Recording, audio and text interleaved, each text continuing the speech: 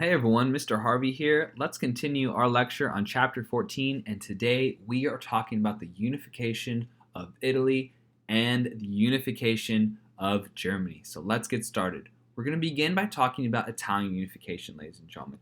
And if you remember, going all the way back to chapter 2, all the way back to us talking about the late medieval times, Italy has been an area, a territory that has not been united. Okay, and even in the mid 19th century, the Italian peninsula consisted of nearly a dozen independent states, but more importantly, was not united, ladies and gentlemen. Most of Italy was under the direct or indirect control of the Habsburg Empire. And we know, ladies and gentlemen, from going back to the talking about the politics of the Renaissance during the time of Machiavelli, we know that other European powers such as France, Spain, now Austria, have really had a lot of influence and even partially controlled parts of Italy.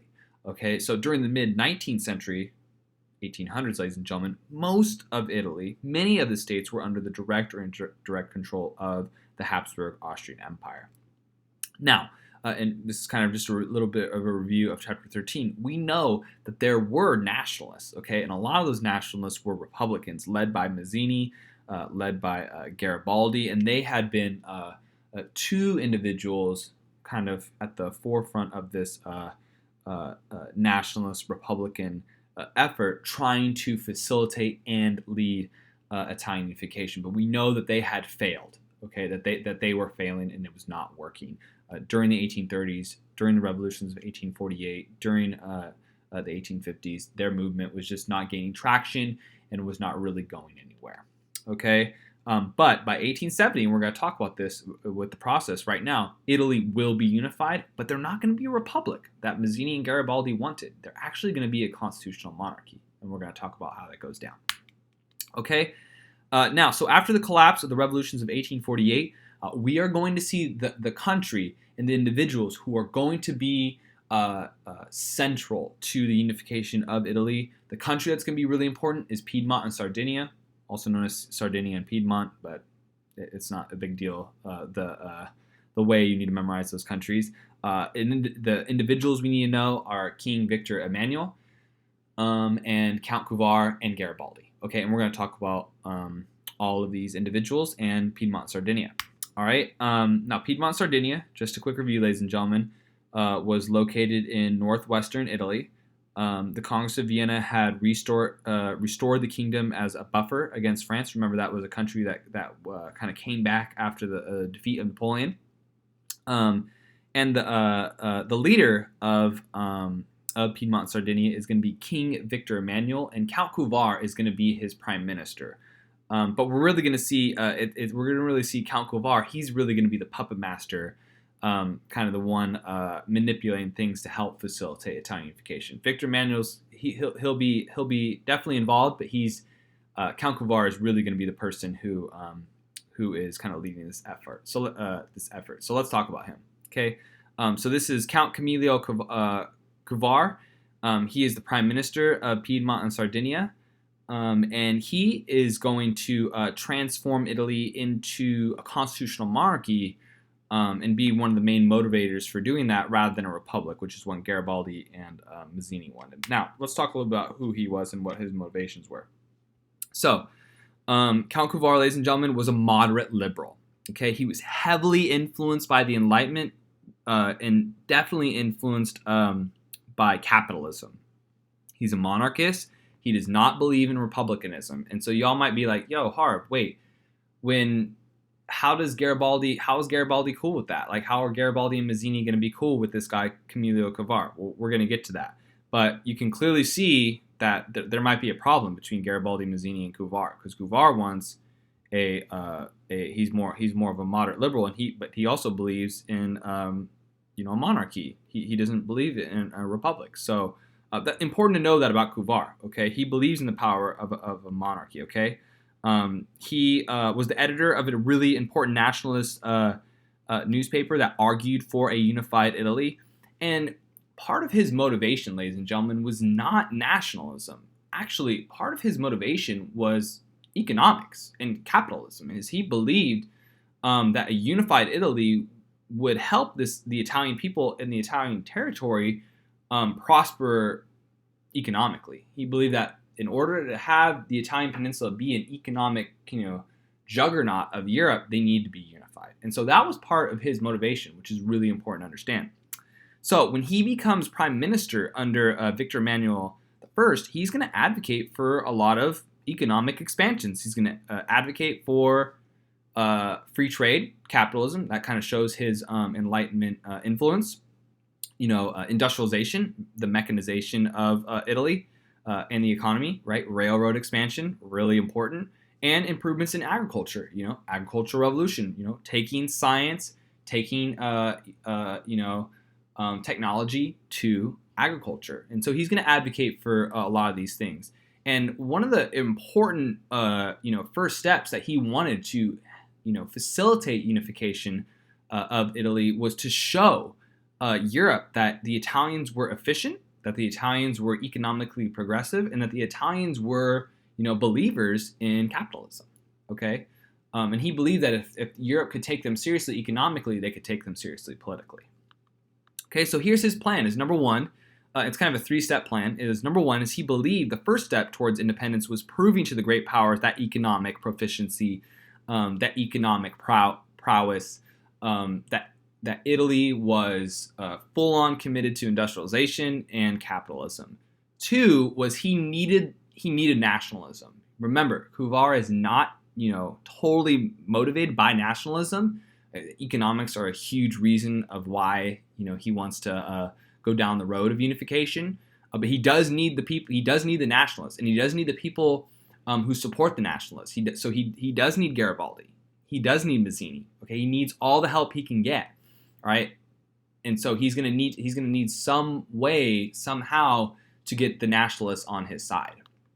And three, he needs France. Okay, Cavour needs France to help defeat Austria.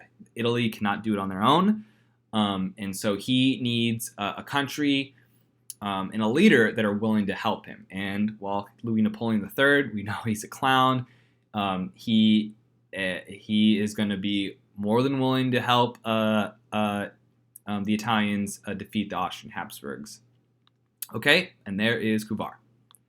All right, so let's kind of go down the path of what Cavour is the steps and the chronology of Cavour getting this thing done, of getting Italy unified. Number one, and I talked about this earlier in the previous lecture, ladies and gentlemen. Number one was Cavour gained France's respect for helping France and Britain in the Crimean War, and Cavour is also going to denounce Mazzini. Okay, well, this is really important for a couple reasons. Remember, in the previous lecture, I talked about the Crimean War and mentioned that Piedmont Sardinia is going to get involved. Well, there's a reason why Piedmont Sardinia is going to get involved. They're not a major military power, but they did that in order to kind of cozy up to France and be like, "Hey, France, want to be friends? We want to have a great relationship with you." And Cavour is really trying to kind of have a solid friendship with France. Well, he needs France. Okay, so he's trying to create this friendship, create some type of relationship with France because he's going to need them. And he's going to denounce Mazzini just as a way to kind of calm some of the more conservative governments, calm France. Remember, France has gone through multiple revolutions. Louis Napoleon does not want a revolution. And so we're going to see Cavour, Mazzini is considered very much a radical Republican, radical liberal. We're going to see Cavour say, "Hey, I denounce him. France, we're not trying to cause all this liberal trouble." Even though Cavour is a moderate liberal, he's like, "We're not trying to, cause any revolution over here. We're trying to have a stable government." Okay, so there's a couple reasons why he does that. And as soon as he gains Napoleon III's favor, Louis Napoleon III's favor, and helps France within the Crimean War, he's going to start to have that relationship with Louis Napoleon III and secretly plot with him to provoke a war with Austria. Okay, so they're going to kind of put that event in motion. Okay, and eventually we're going to see in 1859 Austria and Piedmont go to war, which is exactly what Cavour wants, and France is going to help them. Now, Piedmont's going to win. They're going to win some territory in the north. They're going to win Lombardy and drive the Austrians from northern Italy. and they're not going to receive all the territory that they want initially. All right, they're eventually going to get Venetia, but they're not gonna get it initially, and they're gonna feel really salty towards France. But eventually, we're gonna see Cavour continue kind of his grand scheme, and he'll get that territory. Later on, in 1859, we're gonna see more Italian states join with Piedmont and Sardinia. Okay, so Parma, Modena, Tuscany, Romagna, they're gonna start joining with Piedmont and Sardinia, and we're starting to see Italian unification in the north take shape. But we don't have full-on unification just yet. Okay, excuse me. We're going to see Garibaldi facilitate the unification in the south. All right, I should say 1860. Sorry about that, not 1960, but in 1860, he is going to conquer Sicily and Naples in the south. Okay, now he's also going to conquer the Papal States, and we'll talk about why that's important, except the area around Rome. But we're going to see Garibaldi realize that Italy has one shot at unification right now, and this is their best shot at unification. And so he's going to agree to allow, Sicily and Naples to join with Piedmont and Sardinia, and we're going to see him kind of just let that territory go to Cavour and Piedmont and Sardinia, and not provoke a civil war, because Garibaldi really is showing us the qualities of a politique. He's realizing that his goal, the common ground that he has with Cavour, is unification, and that this is the best opportunity that he has at unification. And so he's going to really put his country before himself. He wants a republic, but he also wants a united Italy, and so he's going to allow for that to go down. Okay, Piedmont, Sardinia is going to secede some territory to appease France, because now there's a new, country on France's southeastern border, and Louis Napoleon's kind of sitting there going, "Whoa, what is going on?" And there's a new country at their southeastern border, and so in order to, appease France, to make France, to not provoke a war with France or any hostilities, we're going to see Count Cavour, Piedmont, Sardinia, give France some territory to say, "Hey, we're not trying to start any problems. We want to focus on developing Italy and unifying our country." And so Cavour he's not fully unified the country just yet, but he's pretty close. Okay, so in March of 1861, ladies and gentlemen, we're going to see Italian unification is not quite done, but it's well on its way, and we're going to see Victor Emmanuel II. He will be the king of Italy during this time, and there's a lot of problems that Italy is going to be having. Cavour is going to pass away; he will be dead. The Republicans, who put a lot of their faith in Mazzini and Garibaldi, they still wanted a republic, and they're pretty salty at Italy being a constitutional monarchy. The Catholics are very upset that the Papal States have been conquered and essentially secularized. And we're also seeing some cultural differences and some geographical problems. The northern Italy and southern Italy are very different, and economically, socially, we're seeing a little animosity. The South is very resentful of Piedmont and Sardinia. The North kind of just ruling over all of Italy, and the South feels like the North kind of has more say and more sway within the government. And so there's some Italy has some problems. Okay, and we're gonna talk about the development of Italy throughout the late 1800s and 1900s, and we're going to see that some of these problems are really going to inhibit Italy from becoming this, really super powerful country in Europe, ladies and gentlemen. But their political framework is going to be a constitutional monarchy. They're not a republic, and we're going to see some corruption in their government, and that's going to be something that really kind of paralyzes them politically and inhibits, rapid economic growth, political growth, and their power within Europe. But their unification is going to be complete in 1870. They're going to gain that territory of Venetia that France initially did not give them in the Austro-Prussian War, and we'll be talking about that. In 1870, we're going to see Italy annex Rome and take Rome when France, the troops that were kind of in Rome, protecting Rome, the French troops are going to be leaving And that's because the French troops are going to be needed to fight in the Franco-Prussian War for German unification, which we will be talking about.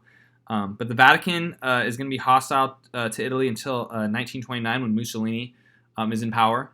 And we're going to see that the desire to liberate an unredeemed Italy will be a reason that Italy will join the Allies in World War I. But the big picture that I want you all to get with Italian unification, ladies and gentlemen, is that Italy has some problems, and Italy is going to go through some serious growing pains, and really never get the traction that we will see with Germany to be this major powerhouse within Europe. Italy will definitely be a force, but we're going to see Italy have some growing pains and have some periods of instability, and eventually we're going to see Italy fall into fascism after World War I, and they will be a participant in World War II. But Italy is definitely going to have some problems as they develop. Okay, and there is a picture of Garibaldi, that politique, that Republican who really was helpful and instrumental in unification from the South. And here's a picture, ladies and gentlemen, that kind of just shows the chronology of Italian unification. You can see there's Piedmont, Sardinia in the northwest. You can see kind of Piedmont, Sardinia slowly starting to grow and become more powerful. They gain Lombardy in the war with Austria. They take this territory in the north, and we see this is the territory that will be given to them by Garibaldi, Sicily and Naples. And eventually, they will unify with Venetia and take Rome later on in the process of unification, ladies and gentlemen. All right, let's talk about German unification, ladies and gentlemen. Italian unification is super important, ladies and gentlemen. It's showing liberalism. It's showing nationalism. It's another example of a new country with those isms that we talked about in the post-Napoleonic era. But German unification, ladies and gentlemen, is a game changer. This is arguably the most important political development in Europe between 1848 and 1914. And I've been alluding to this for quite some time, since we've talked about the HRE, ladies and gentlemen. This is a game changer, okay? And this is France's worst nightmare, okay? This is not good for France, and this really kind of illustrates the fall of France, ladies and gentlemen. They are going to have their hands full with a united Italy in the south, in the southeast, and a united Germany to the east of them, okay? And this is a game changer within Europe, ladies and gentlemen. It's going to transform the balance of power in Europe. Socially, politically, economically, militarily. All right, this is a game changer. And the mastermind behind this is OVB, Otto von Bismarck. You've got to know OVB. You've got to know Bismarck, ladies and gentlemen. He is super important, can definitely show up on the AP exam. Very, very important. Otto von Bismarck, ladies and gentlemen, his ideology, he is not a liberal, okay? He is a conservative. Very important to understand, who wanted to prevent the creation of a radical, unified Germany. I'm going to explain kind of what that means, all right? And he's going to use the army and the monarchy and power to secure Prussian dominance and to unify Germany, ladies and gentlemen. Very important. Now, Otto von Bismarck is a Junker. He's smart. He's educated. He has a great pulse on the politics of Europe, ladies and gentlemen. And his worst fear is revolution. And let me kind of step back for a second. Otto von Bismarck has seen the revolutions of 1830. He's seen the revolutions of 1848. He understands the isms very well: nationalism, liberalism, conservatism, and he's ideologically a very entrenched conservative. He believes in it. That's his ideology. Okay. He does not want revolution to reach Prussia. He does not want the creation of a radical, liberal, unified Germany. And so OVB knows that nationalism, unification of Germany, is inevitable. So he is going to kind of facilitate this unification on his own terms. He's going to do it his way. He knows that it's inevitable, and he says, and his thinking is, he wants to beat the liberals to it. And kind of, he wants to be in control of unification. So the end product, a unified Germany, looks as how he wants it to be, okay? Conservative, all right? So that's kind of his motivation, his thinking. He has a great pulse on nationalism. He understands that it's inevitable, and he says, you know what? We're going to get a jump start on this thing, do it my way, with the army, with the monarchy. We're going to secure Prussian dominance within the German lands, and we're going to make sure it's conservative. Okay, so OVB, he is controlling this whole thing. All right. So during the 1850s, unification seemed pretty distant. The political body of Germany, the German Confederation, and that was kind of the key. What to do with these Germanic states that did not belong to Prussia or Austria. And Prussia and Austria are the two powers that control Germany. All right. Remember, Frederick William IV of Prussia, he rejected unification. He rejected that Frankfurt Parliament, and Austria was opposed to unification. Okay, and Frederick William IV rejected unification mainly on the grounds of liberalism, but Austria was opposed to unification mainly on the grounds of nationalism. They didn't want any of that nationalism. They're like, no nationalism. Okay, but we're going to see a big change. Okay, when William I takes over, and he's going to be eventually a Kaiser of William I. He was a Prussian patriot. Okay, he's going to clash with the Prussian Parliament, creating the Constitution of 1850, and we're going to see him kind of put Bismarck in charge to get this whole thing going down. All right, and Bismarck's going to lead German unification. Okay, like I said, he was a Junker, well-educated, and he becomes prime minister in 1862. All right, and very important for us to understand, ladies and gentlemen, I can't repeat this enough, that he was a conservative, and he was not just an opponent of liberals, but he was also an opponent of Austria. He wants exclusion of Austria, not inclusion. Okay, and you should go back to the lecture and understand that term. It was in chapter 13. Okay, very important for us. So he is a conservative, okay, ladies and gentlemen, opponent of liberals and Austria. And he's going to fight with their liberal parliament, okay, and embrace nationalism, like I said before, as a strategy to enable Prussian conservatives to outmaneuver the Prussian liberals. He understands that nationalism is inevitable. So why not conservatives take control of it and receive the credit for it? I mean, OVB, if he can pull this off, what are the liberals going to say? I mean, OVB has finally united Germany. That will gain a lot of popular and public support, and public opinion will obviously sway his way. So that's part of OVB's agenda and motivation. Okay, and he recognized, and like I said before, the only successful way to prevent the change he did not want was to lead Prussia towards change that was compatible with his conservatives. So monarchy, a strong military, and a strong aristocracy. Okay, now he opposed the parliamentary government, but not necessarily a constitution. Okay, because you can manipulate a constitution to serve conservative interests, to preserve a strong monarch, to preserve a strong aristocracy, to preserve a strong military. So, but he was opposed to a parliamentary government that was, had checks and balances. He doesn't want that. Okay, he does not want that. All right. Now, Bismarck, ladies and gentlemen, was a realpolitik, not a politique. Okay, but a realpolitik. All right, and that's kind of the term that's associated with Bismarck. He is a politik, but he's also a realpolitik. Now, let me kind of define that for y'all. Okay, he's a realpolitik in that he's pragmatic, ladies and gentlemen. He's not going to govern through ideas. He doesn't have these fancy ideas. He's very pragmatic. He is going to get things done his way.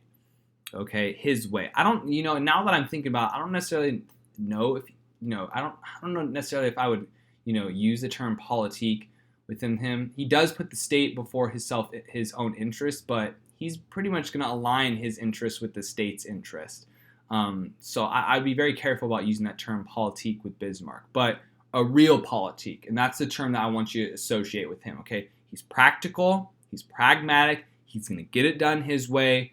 And if you're in his way, you better get out of the way, because Bismarck wants to unite Germany. He wants it to be conservative, and he's going to get it done. Okay, so he's practical, pragmatic. He's not governing through ideas. And there's a quote that really kind of illustrates this, his realpolitik ideology. And he states this, that Germany is not looking to Prussia's liberalism, but to her power. The great questions of the day will not be decided by speeches and majority decisions. He says that it was the mistake of 1848, 1849, but by iron and blood. Okay, Bismarck is saying, look, it's not going to be liberalism that gets this done. It's going to be the military. It's going to be force, and I'm going to get it done that way. If you're in our way, be ready, okay? And so he's got a plan, and it's not going to be through liberalism, that's for sure. It's going to be through his conservative means, aka the monarchy, aka the military, ladies and gentlemen. Okay, so he's going to do whatever it takes to get what he wants. He's going to lead Prussia and Germany into 3 wars to get this done. He's got a plan. Okay? All right, war number 1 is the Danish War. We've got 3 wars, okay? This is a war, and this just kind of really shows you how well thought out this whole plan was, okay? Bismarck was very calculated, okay? Very, very strategic. And so this is a war to fight another war, okay? This was a war to allow Prussia to fight the Austro-Prussian War. He just needs to provoke Austria. So he's going to fight a war in order to be able to provoke them, all right? Now, like I said before, Bismarck wanted to pursue Klein Deutsch. Remember those Grossdeutsch, Klein Deutsch? He wants Klein Deutsch, aka exclusion. All right, so he doesn't want Austria involved in unification. He wants them excluded.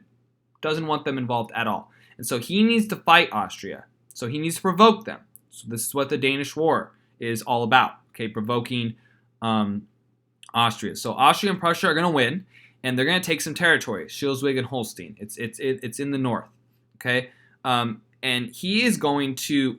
They're going to argue over, who kind of controls Schleswig and Holstein, who controls this new territory. And Bismarck wants that. He wants them to argue. And so we're going to see Austria and Prussia, argue about this and fight over it, which is exactly what Bismarck wants. And that's where we see the next war, the Austro-Prussian War. All right, Austria is defeated, and we are going to see when Austria is defeated, Italy is going to get that territory, Venetia. Remember, they didn't get that from France, and that's really important within Italian unification. But more importantly, Austria, the Habsburgs, are going to be completely excluded from German affairs. And now Prussia, sorry about that, I should say Prussia right here, is the only major power in the German states. Okay, Prussia really has the majority of power within that German confederation, within the German states. Austria can't say anything anymore. Okay, and Bismarck, that's exactly what Bismarck wanted. He wants them to stay out of the affair, so he and Prussia can unify Germany. So we're going to see, very similar to Italy, the northern states unify first, and we're going to see the creation of the North German Confederation. Prussia is going to annex numerous German states from the north and form this North German Confederation. All right, and the president of the federation was the King of Prussia. They're going to have a bicameral legislature, a Bundesrat, where members are appointed by governments of states within the federation, a Reichstag chosen by universal male suffrage. But the legislature is not important. What's important is that we're seeing Germany unite, and it's led by Bismarck, and it's conservative. Even though there's a legislature, even though there's a constitution, we know where the power lies. It's in the military, in the monarchy, and OVB. It's conservative. Okay, it is conservative. All right, the Reichstag had real little power.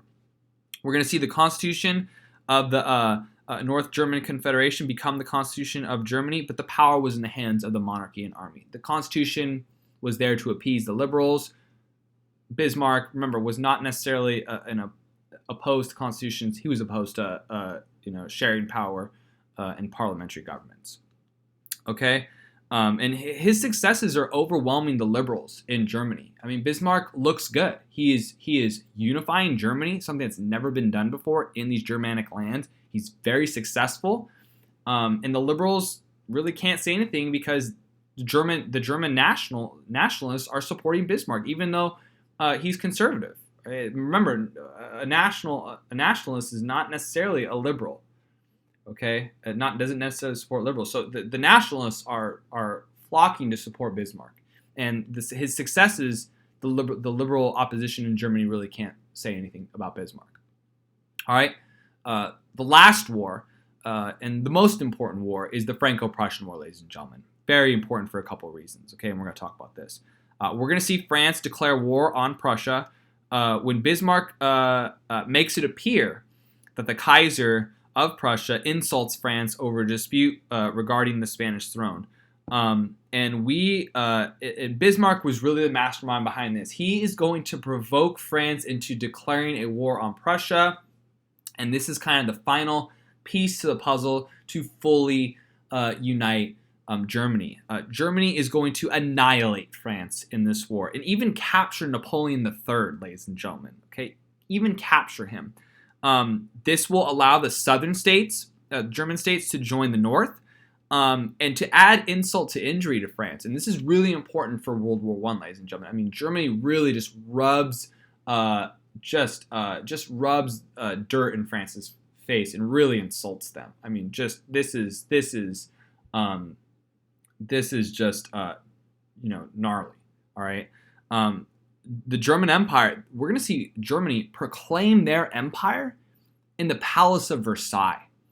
Okay. And this is where Wilhelm I becomes Emperor of a united Germany. This is the creation of the Second German Reich. The First Reich with Charlemagne and the Holy Roman Empire. This is the Second Reich. The Third Reich will be with Hitler. And the southern states will join with Germany. All right. We're also going to see, ladies and gentlemen, OVB in Germany take Alsace and Lorraine back from France. Remember, that was territory. This is very important for World War I and World War II. Remember, that was territory that France took from Germany in the 30 Years' War, the Treaty of Westphalia. Germany is going to take it back. OVB, well-educated, knows his history, wants that territory back, okay? But here are the effects of Germanification, ladies and gentlemen. We now have a new, powerful state that was created in North Central Europe that is rich, talented, educated, very powerful military, ladies and gentlemen. This is a huge loss for liberalism because arguably the new most powerful country in Europe is conservative, and that's going to be arguably Germany. And this is a huge loss for France, huge loss for Austria. The empire, both were empires, were greatly weakened. But this is a game changer, ladies and gentlemen. This is a game changer. But also, there's some serious animosity between France and Germany. And we're going to see that rekindle, especially in the late 1800s leading up to World War I. Okay, and here is the map and how it has changed. And we can see all of this is our united Germany. Here's Prussia, okay, the North uniting. That's going to be part of that North German Confederation. And then the southern states that will unite with the Franco-Prussian War. And here's that Alsace and Lorraine that we are going to see Germany take from France. Very important. This is that territory that France took from Germany, the Germanic lands, with the 30 Years' War. And that territory is going to switch hands multiple times. Okay, and here is a picture of the German Empire being proclaimed, just really adding insult to injury to France, really just rubbing their noses in it, really just insulting them. And you can see, and there's at the center of this picture in white, OVB. Even though they're celebrating the new Kaiser, okay, even though they're celebrating Wilhelm I, the real person, the real mastermind behind this, Otto von Bismarck. Okay, all right, let's end there for today, ladies and gentlemen. Thank you so much for listening. In the next lecture, ladies and gentlemen, we are going to talk about France. Thank you so much.